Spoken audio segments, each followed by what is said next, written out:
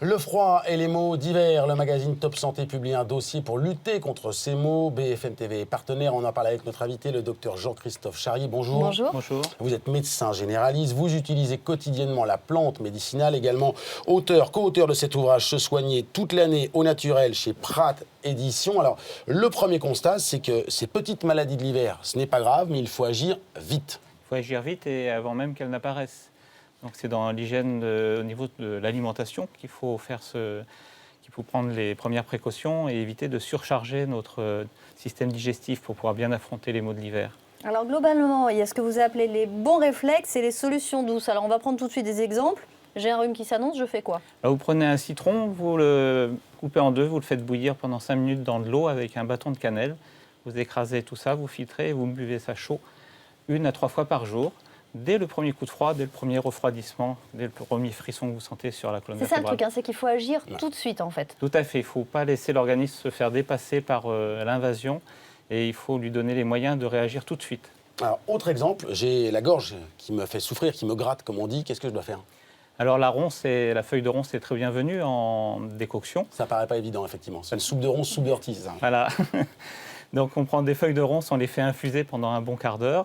On laisse un petit peu refroidir pour ne pas se brûler et on va faire des gargarismes qu'on pourra avaler. On pourra adjoindre aussi de la fleur de mauve à la feuille de ronce. La mauve aura un effet adoucissant et calmant. Alors c'est sympa, la ronce, la mauve, tout ça, je me le procure où? Alors ça, si vous habitez à la campagne, les ronces, c'est facile à trouver. Chez nous, à La Rochelle, on en a beaucoup. Et sur Paris, par exemple, sur comment Paris, je fais? vous allez voir votre pharmacien et il a des plantes sèches à vous vendre pour faire les tisanes. Il y a aussi des pharmacies, enfin pas des pharmacies, mais des magasins spécialisés dans le bio, dans le naturel. Est-ce que c'est sûr? Est-ce que c'est bien fait? Est-ce qu'on a affaire à des gens qui maîtrisent le sujet?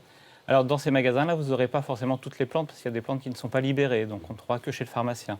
Mais les plantes qui sont en vente et qui sont de qualité bio, on peut leur faire toute confiance, oui.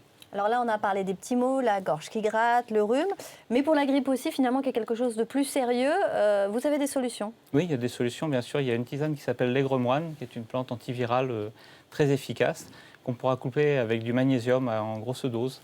Ça va nous aider à affronter la grippe dès qu'elle se présente. Alors, quand on lit ce dossier donc, dans Top Santé, ce qui est frappant également, c'est que vous conseillez l'automédication. C'est assez rare pour un médecin. Alors, je conseille surtout de l'éducation à la santé. Et il ne faut pas hésiter, si on n'arrive pas à gérer le problème qui se présente, d'aller consulter son médecin. Donc c'est vraiment de l'éducation à la santé. C'est beaucoup de conseils qui peuvent paraître pour certains un peu désuets, sauf que nos grands-mères n'ont pas transmis ça. Nous faisons partie d'une génération, nous avons perdu un savoir. Et il me paraît important en tant que médecin d'apporter des indications pour l'éducation à la santé, pour savoir quoi faire en première intention, plutôt que d'aller envahir les salles d'attente, alors que beaucoup de choses peuvent être gérées très simplement. Alors justement, est-ce que vous avez des conseils pour, par exemple, éviter les récidives? Alors pour éviter les récidives, c'est vraiment sur l'hygiène de vie qu'il va falloir agir. On peut, pour un adulte, prévoir des cures saisonnières comme la cure de citron, qui sera très très bienvenue au début de l'automne et qui va renforcer le système immunitaire, soutenir la surrénale et nous permettre d'affronter l'hiver. Est-ce qu'on peut imaginer que vos préconisations, vos conseils se retrouvent systématiquement dans les ordonnances que nous délivrent les médecins? Je l'espère et c'est effectivement une volonté. Elles sont dans les miennes et il n'y a pas de raison qu'elles ne soient pas dans mes confrères dans un futur très proche.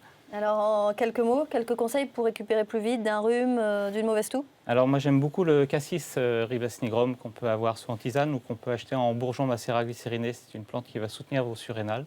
Et à ça, on pourra y adjoindre le porridge au flocon d'avoine au petit déjeuner.